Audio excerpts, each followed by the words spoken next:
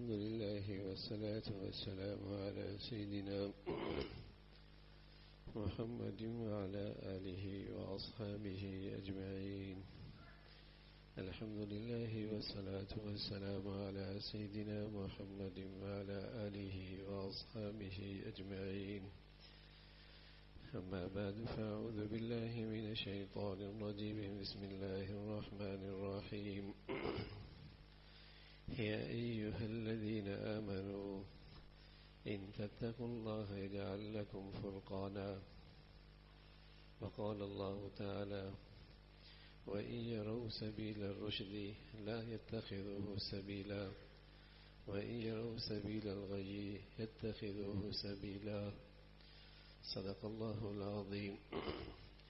اللهم صل على سيدنا محمد وعلى آل سيدنا محمد وبارك وسلم. اللهم صل على سيدنا محمد النبي الأمي وعلى آله وأصحابه وسلم. میرے معزز مسلمان بزرگوں، عزیز بھائیوں،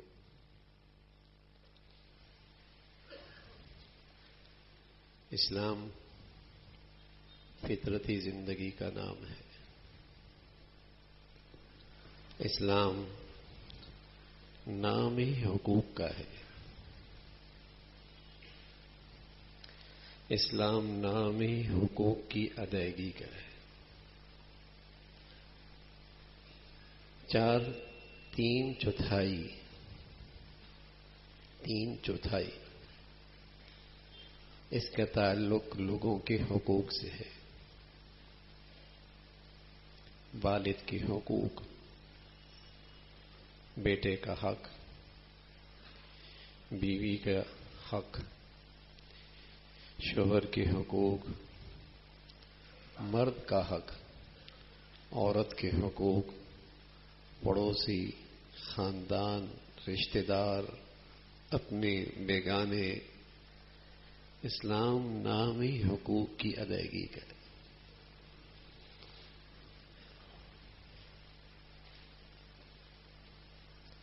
اور اسلام نے جو بھی حق دیا ہے وہ منصفانہ ہے، اور اسلام سے ہٹ کر جس نے بھی حقوق کی بات کی ہے وہ ظالمانہ ہے.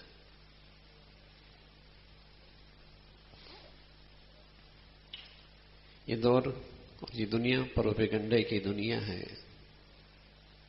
اتنا پروپیگنڈا کرو کہ لوگ اسے سچ سمجھنے لگے. جرمنی سیاستدان نے ایک مرتبہ کہا تھا، جھوٹ اتنی شدت سے بولو کہ لوگ اسے سچ سمجھنے لگے. تو آج دنیا اسی فلسفے پہ عمل پیرا ہے. یاد رکھیے، مرد ہے یا عورت، اس کے حق میں وہی حقوق منصفانہ ہیں جو اللہ نے دیے. مغرب کے تجویز کردہ حقوق کے در پہ رہو گے تو انسانیت کے لیے تباہی لے کے آئیں گے، بربادی لے کے آئیں گے. عورتوں کے حقوق کا عالمی دن، مرد و زن کی مساوات کی بات، یہ دنیا کے چلتے ہوئے ایک الفاظ اور عنوانات ہیں. لیکن مسلمان اور خصوصاً نئی مسلمانوں کی جو اولاد ہے، چونکہ وہ اسلام کے عادلانہ نظام سے بے خبر ہے، تو اس پروپیگنڈے سے متاثر ہو جاتی کہ شاید اسلام نے کچھ حق تلفی کر دی ہے، کسی صنف کو حقوق سے محروم کر رکھا ہے. اور وہ پروپیگنڈے کا شکار ہو جاتا ہے.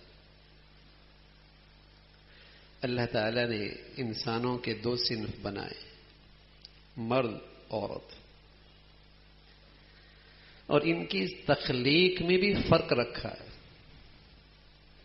مرد کی تخلیق میں اور خوبیاں رکھی ہیں، عورت کی تخلیق میں اور صلاحیتیں رکھی ہیں، اس لیے کہ فطرتی تقاضا تھا کہ ان کا وظیفہ زندگی بھی مختلف ہو اور دائرہ کار بھی مختلف ہو۔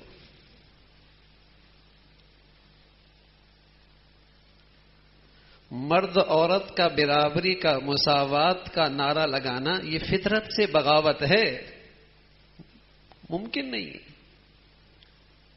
کہ کوئی یہ کہہ دے کہ اب 6 مہینے 7 مہینے کا بچہ 3 مہینے مرد بھی اٹھائے گا، ایک بچہ ہم پیدا کریں گے ایک وہ پیدا کرے گی، یہ مساوات فطرت سے بغاوت ہے۔ اللہ نے تخلیقی صلاحیتیں مختلف پیدا فرمائی ہیں، ان کی زندگی کا وظیفہ اور دائرہ کار بھی مختلف رکھا ہے، اور یہ سلسلہ صدیوں سے بغیر مذہب کے قید کے، بغیر کسی نسل کے قید کے یہ نظام چلا آ رہا تھا کہ عورت کا دائرہ کار اور ہے، مرد کا وظیفہ زندگی اور ہے۔ صدیوں سے یہ چلا آ رہا تھا۔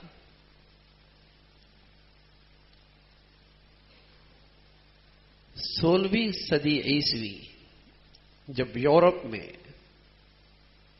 صنعتی انقلاب آیا تو دنیا بدلنے لگی۔ اس نے کہا ایک طرف تو مہنگائی اور گرانی، مرد نے کہا کہ عورت کا خرچ میں کیوں اٹھاؤں،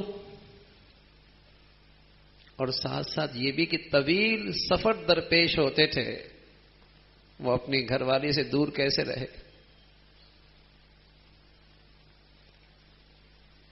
تو یہ دونوں ضرورتیں پورا کرنے کے لیے اس نے نعرہ لگا دیا، مرد عورت کا مساوات، ترقی کے راستے میں قدم بقدم، اور پھر ساتھ قانون بھی بنا دی کہ عورت اسے ہر قدم پہ میسر بھی ہو، اور اگر باہمی رضامندی سے اپنی جنسی ضرورت پوری کریں تو ان کے لیے رکاوٹ بھی کوئی نہیں۔ ساتھ یہ قانون بھی لے کے آ گئے کہ عورت اسے ہر قدم پہ میسر بھی ہو اور باہمی رضامندی سے اپنی جنسی ضرورت پوری کرے تو رکاوٹ بھی کوئی نہ ہو۔ آج دنیا میں یہ قانون ان کے یہاں ہے۔ آج انہیں یہ سب چیزیں میسر ہیں، لیکن ساتھ ساتھ یہ بھی دیکھیے گا کہ یہ حقوق کا انداز اور یہ مساوات کا انداز چونکہ فطرت سے بغاوت ہے، تو ان کی گھریلو زندگی، ازواجی زندگی، ان کی خاندانی زندگی آج بربادی کا شکار ہے۔ جب میاں بیوی دونوں گھر سے نکلے اور گھر کو تالا لگا اور بچوں کی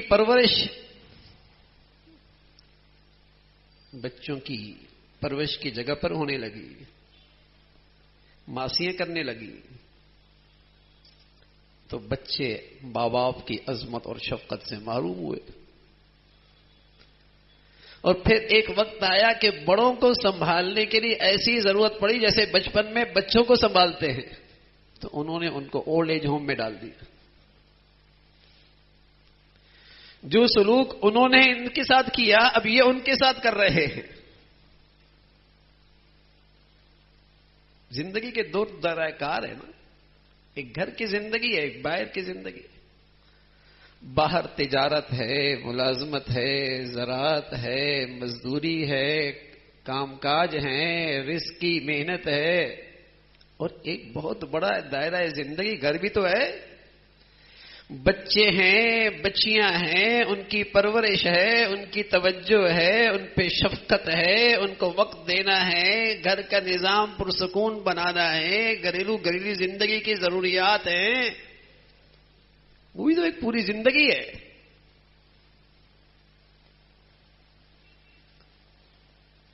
کہ پروپیگنڈے کا دور ہے نا، اتنا جھوٹ بولو، اتنا غلط بولو کہ دنیا اسی کو سچ سمجھنے لگے. اسلام نے جو اللہ کے بندوں میں حقوق کی تقسیم کی ہے انسانیت کے لیے اسی میں رحمت ہے. اگر مغرب کے تجویز کردہ حقوق کی آوازیں اٹھاؤ گے تو انسانیت کی بربادی اور ہلاکت ہے.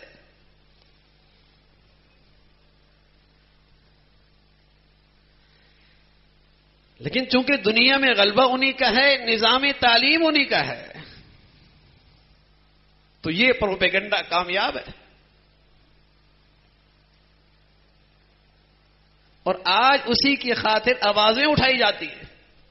اگر آج کوئی یہ کہہ دے کہ اسلام کی نصیحت اور تلقین یہ ہے کہ وَقَرْنَ فِي بُيُوتِكُنَّ وَلَا تَبَرَّجْنَ تَبَرُّجَ الْجَاهِلِيَّةِ الْأُولَى، قرآن کی آیت ہے، سورہ احزاب ہے، 22واں پارہ ہے. اس قرآن کے پیچھے اللہ کا علم ہے، یہ وحی ہے، یہ تجاویز اور یہ نصاب اللہ نے دیا ہے کہ عورت کی زندگی گھر کی ہے، اور اگر اسے باہر نکلنا ہے تو جاہلیت کی طرح بناؤ سنگھار کر کے نہ نکلے. غیر مسلموں کو چھوڑیے، اب تو بہت سارے روشن خیال نام نہاد مسلمانوں کو بھی سمجھ میں نہیں آتی. پروپیگنڈا، وہ نظام تعلیم، وہ نظام ماحول، تعلیم کا ماحول. حضور علیہ الصلوۃ والسلام کی صاحبزادی جنتی عورتوں کی سردار خاتون، اور جسے اللہ کے نبی نے اتنا پیار دیا کہ ساری اولاد کی محبت اسی کے حصے میں آئی. بچے تھے، ان کا بچپن میں انتقال ہو گیا، 3 بچیاں تھیں، ان کا بھی انتقال ہو گیا. اولاد کی ساری محبت سمٹ کے فاطمہ کے حصے میں آ گئی. بڑے پیار کرتے تھے. جب حضرت فاطمہ تشریف لاتی تو آپ کھڑے ہو جاتے، اس کا ہاتھ چومتے، اور جب وہ اپنے ابا کو دیکھتی تو وہ بھی کھڑی ہو جاتی تھی، وہ بھی اپنے ابا کا بوسہ لیا کرتی. ایسا محبت بھرا رشتہ اولاد کے ساتھ. جب شادی ہوئی، اور شادی بھی علی کرم اللہ وجہ، شیر خدا علی رضی اللہ تعالیٰ عنہ سے، آپ کے چچا کے بیٹے، ان سے ہوئی، تو حضور علیہ الصلوۃ والسلام نے ان دونوں کو بٹھایا، فرمایا تمہارا تقسیم کار یہ ہے کہ گھر کی ذمہ داری فاطمہ کی ذمہ ہے، باہر کی ذمہ داری علی تمہاری ذمہ داری. تب زندگی کا نظام چلے گا، زندگی کا یہ سفر تب پرسکون ہوگا. مرد کا گھر میں بیٹھ جانا یہ اس کے لیے عیب ہے، اور عورت کا گھر کی ذمہ داریوں سے محروم ہو جانا یہ اس کی کمزوری ہے، گھریلو زندگی کی کمزوری ہے. لیکن آج عورت پہ ظلم ہو رہا کہ گھریلو ذمہ داریاں بھی اس کے سپرد، بچے اس نے پیدا کرنے، نہ کہ مرد نے، بوجھ اس نے اٹھانا ہے، دودھ اس نے پلانا ہے، یہ ذمہ داری آج بھی اسی کے سپرد ہے. اور پھر اس پہ ظلم یہ کیا گیا کہ باہر کی ذمہ داری بھی اس پہ ڈال دی گئی. اور دنیا نے پروپیگنڈا کیا کیا؟ عورت کے لیے منصفانہ حقوق، ظالمانہ حقوق کی بات کر رہے، لیکن اسے پروپیگنڈا اتنا دیا کہ دنیا میں عورتوں کے لیے منصفانہ حقوق. ارے ظالمو، ظلم ڈھا رہے ہو اس صنف نازک پہ، اس کا ایک ایک عضو بیچ رہے ہو، اس کو تم نے منڈی کا بکاؤ مال بنا لیا ہے، اس کے بغیر تمہارا کاروبار نہیں چمکتا. اسے جو عزت ملی تھی ماں کی، ماں کی، بیوی کی، بیٹی کی، بہنا کا جو احترام ملا تھا، تم نے تو اس کی عزت کو تار تار کر دیا. رسول اللہ صلی اللہ علیہ وسلم جو نظام زندگی لے کے آئے تو اس نظام میں ایک تلقین ہے مردوں سے، وَعَاشِرُوهُنَّ بِالْمَعْرُوفِ، ان عورتوں سے حسن سلوک کا برتاؤ کرنا. اور آپ علیہ الصلوۃ والسلام فرمایا کرتے تھے کہ مردوں میں اچھائی کا معیار یہ ہے، مردوں میں اچھائی کا معیار یہ ہے کہ وہ اپنے گھر کی عورتوں کے ساتھ کتنا اچھا سلوک کرتا ہے. اور فرمایا کرتے تھے آپ علیہ الصلوۃ والسلام، میں اپنے گھر کی عورتوں کے لیے بہت اچھا سلوک کروں. خیارکم خیارکم لنسائکم، تم میں بہترین آدمی نہیں جو صاحب محفل ہو، صاحب مجلس ہو، دوست اس کی انتظار کرتے ہو. یہ معیار اچھائی کا نہیں ہے. اچھائی کا معیار یہ کہ اس کی گھر کی عورت کو وہ کتنی عزت دیتا، کتنا احترام دیتا ہے، کتنا اچھے اخلاق اور سلوک دیتا ہے. یہ عزت بخشی ہے اسلام نے. لیکن پروپیگنڈا اور اتنا زوردار کہ جھوٹ سچ لگنے لگا. اور کتنے میرے بھولے بھالے مسلمان اس پروپیگنڈے کا شکار ہو جاتے ہیں کہ گھر میں اپنے والد کو کھانا کھلانا رجت پسندی ہے، رجت پسندی ہے، تنگ نظری ہے. اور ایئر ہوسٹس بن کے جہازوں میں اپنی مسکراہٹوں کے ذریعے غیروں کو کھانا کھلانا روشن کھلا دیے. واہ واہ واہ، کیا دھوکہ دیا ہے، کیا ظلم کیا ہے.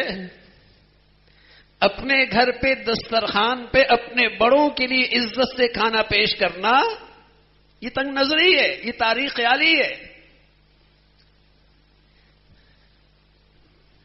اور باہر اپنی مسکراہٹوں سے گاہکوں کو متوجہ کرنا، باہر کو متوجہ کرنا یہ روشن خیالی ہے، یہ ترقی ہے عورت کی.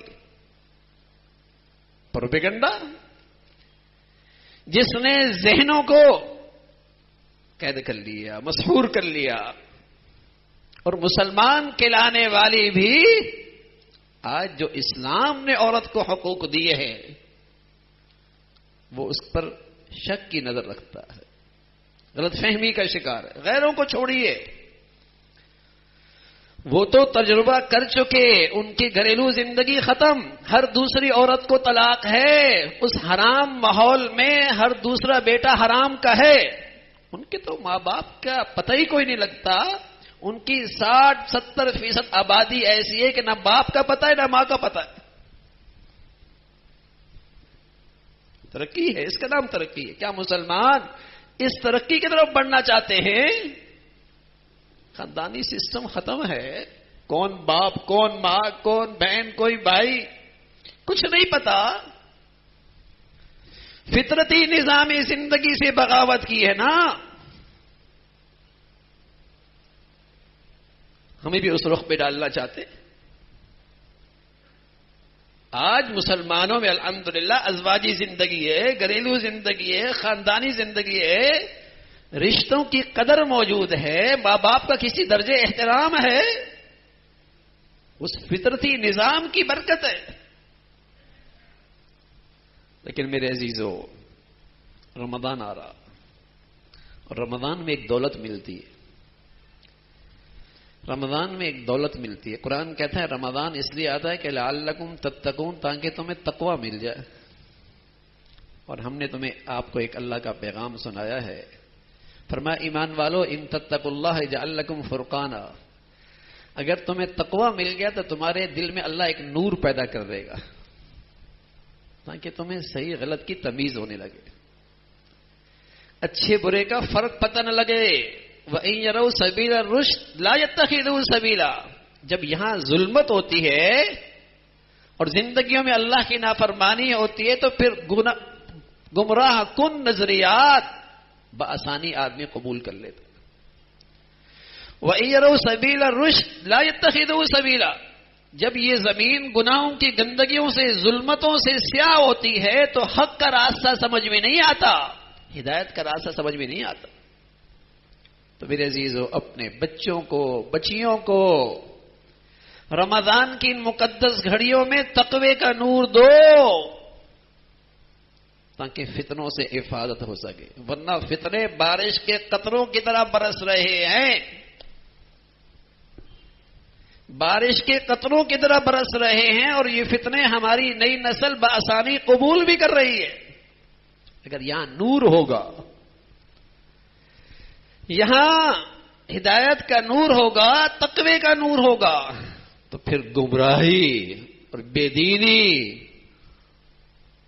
اور دین دشمنی اس کی ظلمت سمجھ میں آئے گی، اور پھر اللہ کا حکم، قرآن کی عظمت اور شریعت کا نور وہ آسانی سے اس سے مناسبت ہوگی۔ تو رمضان آ رہا ہے بھائی، اس رمضان میں جہاں روزے اور تراویح اور نیکیاں ہیں، وہاں سب سے بڑی دولت یہ ہے اللہ تعالی ہمیں تقوی کا نور نصیب فرما دے، اور آنے والے فتنوں سے ہمارے بچوں کی حفاظت ہو، اللہ تعالی ہم سب کو عطا فرمائے۔ وآخر دعوانا الحمد للہ رب العالمین۔